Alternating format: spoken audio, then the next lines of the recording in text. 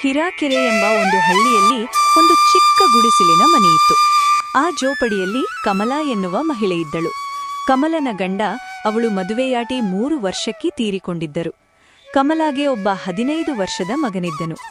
ಅವರ ಜೊತೆ ಕಮಲಾ ಅವರ ಅತ್ತೆಯೂ ಇರುತ್ತಿದ್ದರು. ಇವರ ಈ ಗುಡಿಸಿಲಿನ ಮನೆಯಲ್ಲಿ ಪ್ರೀತಿ ಇತ್ತು, ಆದರೆ ಬಡತನ ತುಂಬಾ ಇತ್ತು. ತಿನ್ನಲು ಒಂದು ಹೊತ್ತಿನ ಊಟಕ್ಕೂ ಇವರು ಪರದಾಡಬೇಕಾಗಿತ್ತು. ಅಮ್ಮ, ನನಗೆ ತುಂಬ ಹೊಟ್ಟೆ ಹಸಿದಿದೆ. ನನಗೆ ಏನಾದರೂ ಊಟ ಕೊಡು. ಎಲ್ಲ ನನ್ನ ಗೆಳೆಯರು ಅವರಿಗೆ ಬೇಕಾದದ್ದನ್ನು ತಿಂದು ಮಲಕ್ಕೊಳ್ತಾರೆ. ಆದರೆ ನಾನು ದಿನೇ ಹೊಟ್ಟೆ ಹಸಿವಿನಿಂದಲೇ ಮಲಕ್ಕೊಳ್ಬೇಕು. ಮಗನೇ, ಚಿಂತೆ ಮಾಡಬೇಡ. ನಾನು ಎಷ್ಟೇ ಕಷ್ಟಪಟ್ಟರೂ ಈ ಮನೆಯನ್ನು ನಡೆಸಿಕೊಂಡು ಹೋಗಲು ಆಗುತ್ತಿಲ್ಲ. ಆದರೆ ಚಿಂತೆ ಮಾಡಬೇಡ. ಇವತ್ತು ನಮಗೆ ಊಟ ಸಿಗದಿದ್ದರೂ ನಾಳೆ ಸಿಗುತ್ತದೆ. ಚಿಂತೆ ಮಾಡಬೇಡ. ಆದರೆ ಇವತ್ತು ಸ್ವಲ್ಪ ತಡೆದುಕೋ. ಅಲ್ಲಿಯೇ ಕುಳಿತುಕೊಂಡ ಕಮಲಾ ಅವರ ಅತ್ತೆ ತುಂಬಾ ದುಃಖದಿಂದ ಹೀಗೆ ಹೇಳುತ್ತಾರೆ. ದೇವರು ಎಲ್ಲವನ್ನೂ ನೋಡುತ್ತಿರುತ್ತಾನೆ. ನೀನಾದರೂ ಏನು ಮಾಡುವೆ?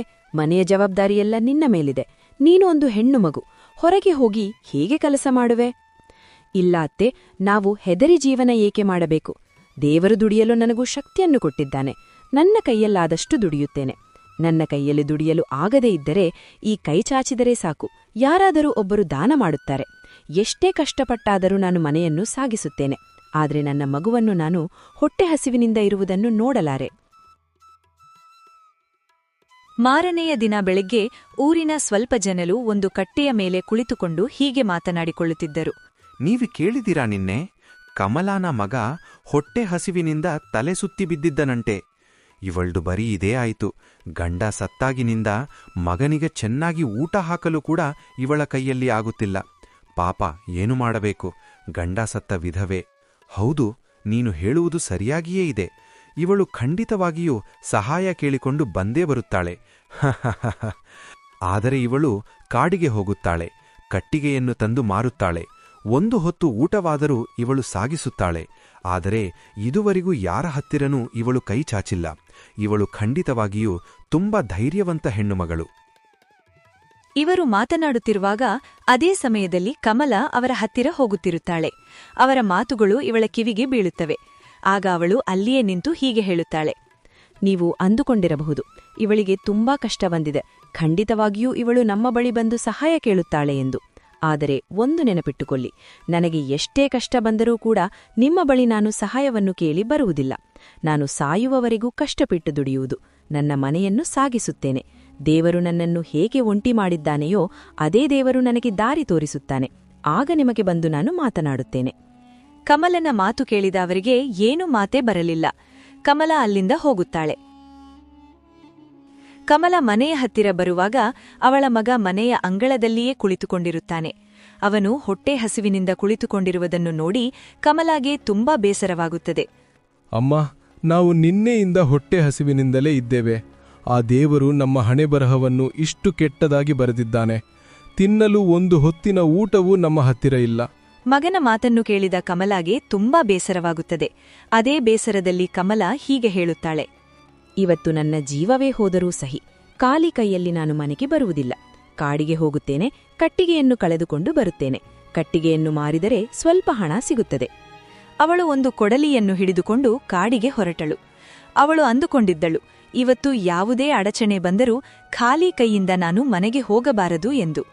ಕಮಲಾ ಹೀಗೆ ನಡೆಯುತ್ತಾ ತುಂಬಾ ದೂರ ಕಾಡಿನೊಳಗೆ ಬಂದುಬಿಟ್ಟಿದ್ದಳು. ಸ್ವಲ್ಪ ವಿಶ್ರಾಂತಿ ತೆಗೆದುಕೊಳ್ಳಬೇಕೆಂದು ಅವಳು ಒಂದು ಮರದ ತೊಡೆಗೆ ಕುಳಿತುಕೊಂಡಿದ್ದಳು. ಆಗ ಅವಳು ಹೀಗೆ ಮಾತನಾಡಿಕೊಳ್ಳುತ್ತಾಳೆ. ಅಯ್ಯೋ ದೇವರೇ, ಇಷ್ಟು ದೂರ ನಡೆದುಕೊಂಡು ಬಂದೆ. ಇನ್ನೂ ಸ್ವಲ್ಪ ದೂರ ನಡೆದರೆ ನನಗೆ ಕಟ್ಟಿಗೆ ಸಿಕ್ಕರೆ ತುಂಬಾ ಸಂತೋಷವಾಗುತ್ತದೆ. ಮನೆಯಲ್ಲಿ ನನ್ನ ಮಗ ನನ್ನ ದಾರಿಯನ್ನೇ ಕಾಯುತ್ತಿದ್ದಾನೆ. ಹೊಟ್ಟೆ ಹಸಿವಿನಿಂದ ಅವನು ತುಂಬಾ ಕೊರಗುತ್ತಿದ್ದಾನೆ. ಇವತ್ತು ಅವನಿಗೆ ಏನನ್ನಾದರೂ ತಿನ್ನಿಸಬೇಕು. ಹೀಗೆ ಮಾತನಾಡುತ್ತಿದ್ದಾಗ ಇದ್ದಕ್ಕಿದ್ದಂತೆ ಯಾವುದೋ ಒಂದು ಪ್ರಾಣಿ ದೊಡ್ಡ ಧ್ವನಿಯಲ್ಲಿ ಚೀರಾಡುತ್ತಿತ್ತು. ಆಗ ಕಮಲಾ ಅತ್ತ ಇತ್ತ ನೋಡುತ್ತಾಳೆ. ಆಗ ಅವಳಿಗೆ ಏನೂ ಕಾಣುವುದಿಲ್ಲ. ಇದು ಏನೋ ಯಾವುದೋ ಕಾಡು ಪ್ರಾಣಿ ಅನ್ನಿಸುತ್ತದೆ. ಧ್ವನಿಯನ್ನು ಕೇಳಿದ ಕಮಲಾ ಧ್ವನಿಯತ್ತ ಹೋಗುತ್ತಾಳೆ. ಅವಳು ಹಾಗೆ ಮುಂದೆ ಬಂದು ನೋಡಿದಾಗ ಒಂದು ಜಿಂಕೆ ಗಾಯದಿಂದ ಬಳಲುತ್ತಿರುತ್ತದೆ. ಅದನ್ನು ನೋಡಿದ ಇವಳು ಹೀಗೆ ಮಾತನಾಡುತ್ತಾಳೆ. ಅಯ್ಯೋ ದೇವರೇ, ಇದು ಒಂದು ಜಿಂಕೆ. ಇದಕ್ಕೆ ಯಾರೋ ಗುಂಡು ಹೊಡೆದ ಹಾಗೆ ಇದೆ. ಇದನ್ನು ನಾನು ಹೀಗೆ ಬಿಡಬಾರದು. ಹೀಗೆ ಬಿಟ್ಟರೆ ತಪ್ಪಾಗುತ್ತದೆ. ಪಾಪ, ಅದಕ್ಕೆ ಹೇಗಾದರೂ ಮಾಡಿ ನಾನು ಸಹಾಯ ಮಾಡಬೇಕು. ಕಮಲ ಹೀಗೆ ಮಾತನಾಡುತ್ತಿರುವಾಗ ಜಿಂಕೆ ತಾನಾಗಿಯೇ ಮನುಷ್ಯರ ಮಾತಿನಲ್ಲಿ ಹೀಗೆ ಹೇಳುತ್ತದೆ. ದಯವಿಟ್ಟು ನನಗೆ ಸ್ವಲ್ಪ ಸಹಾಯ ಮಾಡು. ನಾನು ಕಾಡಿನಲ್ಲಿ ಹೋಗುತ್ತಿರುವಾಗ ಯಾರೋ ಒಬ್ಬ ಶಿಕಾರಿ ನನ್ನ ಮೇಲೆ ದಾಳಿಯನ್ನು ಮಾಡಿದ. ಅವನಿಂದ ನಾನು ಹೇಗೋ ತಪ್ಪಿಸಿಕೊಂಡು ಬಂದೆ. ಆದರೆ ಇನ್ನು ಮುಂದೆ ನನಗೆ ಹೋಗಲು ಆಗುತ್ತಿಲ್ಲ. ದಯವಿಟ್ಟು ನನಗೆ ಸಹಾಯ ಮಾಡು. ಜಿಂಕೆಯ ಮಾತನ್ನು ಕೇಳಿದ ಕಮಲ ಬೆರಗಾದಳು. ಜಿಂಕೆಯನ್ನು ನೋಡುತ್ತಾ ಕಮಲ ಹೀಗೆ ಹೇಳಿದಳು. ಅಯ್ಯೋ ದೇವರೇ, ಏನಿದು? ಜಿಂಕೆ ಮನುಷ್ಯರ ಮಾತಿನಲ್ಲಿ ಮಾತನಾಡುತ್ತಿದೆ. ನಾನು ಕನಸು ಕಾಣುತ್ತಿಲ್ಲ ಅಲ್ಲವೇ? ಇಲ್ಲ ಮಹಿಳೆ, ನೀನು ಕನಸು ಕಾಣುತ್ತಿಲ್ಲ. ನನಗೆ ದೇವರು ಆಶೀರ್ವಾದ ಮಾಡಿದ್ದಾರೆ. ನಾನು ಮನುಷ್ಯರ ಮಾತನ್ನು ಮಾತನಾಡಬಹುದು. ಆದರೆ ಇದುವರೆಗೂ ನಾನು ಯಾರ ಹತ್ತಿರನೂ ಮಾತನಾಡಿಲ್ಲ. ದಯವಿಟ್ಟು ನನಗೆ ಸಹಾಯ ಮಾಡು. ಈ ನೋವನ್ನು ನನಗೆ ತಡೆದುಕೊಳ್ಳಲು ಆಗುತ್ತಿಲ್ಲ. ದಯವಿಟ್ಟು ಸಹಾಯ ಮಾಡು. ನಿನ್ನ ಉಪಕಾರವನ್ನು ನಾನು ಎಂದಿಗೂ ಮರೆಯುವುದಿಲ್ಲ. ಈ ಮಾತನ್ನು ಕೇಳಿದ ಕಮಲಾಗೆ ತುಂಬಾ ಬೇಸರವಾಯಿತು. ಹೇ ಮಾಯಾ ಜಿಂಕೆ, ನನ್ನ ಮಗ ಮನೆಯಲ್ಲಿ ಹೊಟ್ಟೆ ಹಸಿವಿನಿಂದ ಬಳಲುತ್ತಿದ್ದಾನೆ. ಅವನಿಗೆ ಊಟ ಹಾಕಲು ನಾನು ಕಾಡಿಗೆ ಕಟ್ಟಿಗೆಯನ್ನು ಕಡಿಯಲು ಬಂದಿದ್ದೇನೆ. ನಾನು ನಿನಗೆ ಹೀಗೆ ಆಶ್ರಯ ಕೊಡಲಿ. ಆದರೆ ಮನಸ್ಸು ಹೇಳುತ್ತಿದೆ, ನಿನ್ನನ್ನು ಈ ಸಮಯದಲ್ಲಿ ಬಿಟ್ಟು ಹೋದರೆ ನನಗೆ ಪಾಪ ಹತ್ತುತ್ತದೆ. ಆದರೆ ನಾನಿವತ್ತು ಕಟ್ಟಿಗೆಯನ್ನು ಕಳೆದುಕೊಂಡು ಹೋಗಿ ಮಾರಿದರೆ ನನ್ನ ಮಗನಿಗೆ ಊಟ ಹಾಕಬಹುದು. ಕಟ್ಟಿಗೆಯನ್ನು ಕಡಿಯುವುದು ಬಿಟ್ಟು ನಿನ್ನ ಸೇವೆಯಲ್ಲಿ ತೊಡಗಿದರೆ ನನ್ನ ಮಗ ಇವತ್ತು ಮತ್ತೆ ಹೊಟ್ಟೆ ಹಸಿವಿನಿಂದ ಹಾಗೆ ಮಲಗಬೇಕಾಗುತ್ತದೆ. ಅಯ್ಯೋ ದೇವರೇ, ಇದು ನನಗೆ ಯಾವ ತರಹದ ಪರೀಕ್ಷೆಯನ್ನು ಮಾಡುತ್ತಿದ್ದೀಯಾ? ಇವಳ ಮಾತನ್ನು ಕೇಳಿದ ಜಿಂಕೆ ಹೀಗೆ ಹೇಳುತ್ತದೆ. ನೀನು ಚಿಂತೆ ಮಾಡಬೇಡ. ದೇವರು ನಿನ್ನ ಕಷ್ಟ ಎಲ್ಲವನ್ನೂ ಪರಿಹಾರ ಮಾಡುತ್ತಾನೆ. ಇವತ್ತು ನೀನು ನನಗೆ ಸಹಾಯ ಮಾಡಿದರೆ ನಿನಗೆ ನಾಳೆ ಯಾರಾದರೂ ಸಹಾಯ ಮಾಡುತ್ತಾರೆ. ಈಗ ನೀನು ಹೋಗಿ ನನಗೆ ಕುಡಿಯಲು ಒಂದು ಬಿಂದಿಗೆಯಲ್ಲಿ ನೀರನ್ನು ತೆಗೆದುಕೊಂಡು ಬಾ. ಜಿಂಕೆ ಹೇಳಿದಂತೆ ಕಮಲ ನದಿಯ ಹತ್ತಿರ ಹೋಗುತ್ತಾಳೆ. ಒಂದು ಬಿಂದಿಗೆಯಲ್ಲಿ ನೀರನ್ನು ತುಂಬಿಕೊಂಡು ಮತ್ತೆ ಜಿಂಕೆ ಬಳಿ ಬಂದು ಜಿಂಕೆಗೆ ನೀರನ್ನು ಇಡುತ್ತಾಳೆ. ಆಗ ಜಿಂಕೆ ತುಂಬಾ ಬಾಯಾರಿಕೆಯಿಂದ ನೀರನ್ನು ಕುಡಿಯುತ್ತದೆ. ಹೇ ಜಿಂಕೆ, ನಿನ್ನ ಈ ಪವಿತ್ರವಾದ ಬಾಯಿಂದ ನೀರನ್ನು ಕುಡಿಯುವುದನ್ನು ನೋಡಿ ನನ್ನ ಮನದುಂಬಿತು. ನನ್ನ ಮನೆಯಲ್ಲಿ ತಿನ್ನಲು ರೊಟ್ಟಿ ಇಲ್ಲದಿದ್ದಲೂ ಕೂಡ ನಿನ್ನನ್ನು ನಾನು ಉಪವಾಸದಿಂದ ಇಡುವುದಿಲ್ಲ. ಮನುಷ್ಯನಾಗಿದ್ದೀನಿ ಎಂದರೆ ಮನುಷ್ಯತ್ವದಿಂದ ಇರುತ್ತೇನೆ.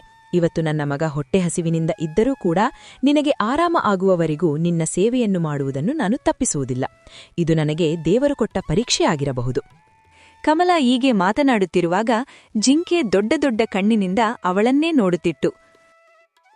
ಕೇಳು, ನೀನು ಇವತ್ತು ನನಗೆ ಸಹಾಯ ಮಾಡಿದ್ದೀಯಾ? ನಿನ್ನ ಈ ಸಹಕಾರಕ್ಕೆ ಮುಂದೆ ನಿನಗೆ ಖಂಡಿತವಾಗಿಯೂ ಜಯ ಸಿಗುತ್ತದೆ. ದೇವರು ನಿನಗೆ ಆಶೀರ್ವಾದ ಮಾಡುತ್ತಾನೆ. ಜಿಂಕೆ, ಈಗ ನೀನು ನನ್ನ ಜೊತೆನೇ ಬಾ. ಇವತ್ತಿನಿಂದ ನೀನು ಒಂಟಿಯಾಗಿ ಇರುವುದು ಬೇಡ. ನೀನು ನಮ್ಮ ಜೊತೆ ಇರು. ನಿನಗೆ ಎಷ್ಟೇ ಕಷ್ಟ ಬಂದರೂ ನಾನು ನೋಡಿಕೊಳ್ಳುತ್ತೇನೆ. ನಾವು ತಿನ್ನುವ ಒಂದು ಹೊತ್ತಿನ ರೊಟ್ಟಿ ನಿನಗೆ ಕೊಡಬೇಕಾಗಿ ಸಮಯ ಬಂದರೆ ನಾನು ಉಪವಾಸ ಉಳಿದು ನಿನಗೆ ಕೊಡುತ್ತೇನೆ.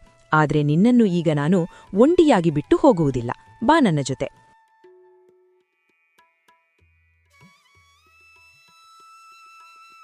ಗೆಳೆಯರೇ, ಮುಂದೆ ಏನಾಯಿತು ಅಂತ ನೋಡಲು ಪಾರ್ಟ್ ಅಂತ ಕಾಮೆಂಟ್ ಮಾಡಿ ಮತ್ತು ಈ ವಿಡಿಯೋಗೆ ಒಂದು ಲೈಕ್ ಕೊಟ್ಟು ಚಾನಲ್ ಅನ್ನು ಸಬ್ಸ್ಕ್ರೈಬ್ ಮಾಡಿ ಇಟ್ಟುಕೊಳ್ಳಿ. ಪಾರ್ಟ್ 2 ಶೀಘ್ರದಲ್ಲಿ ಬರುತ್ತದೆ.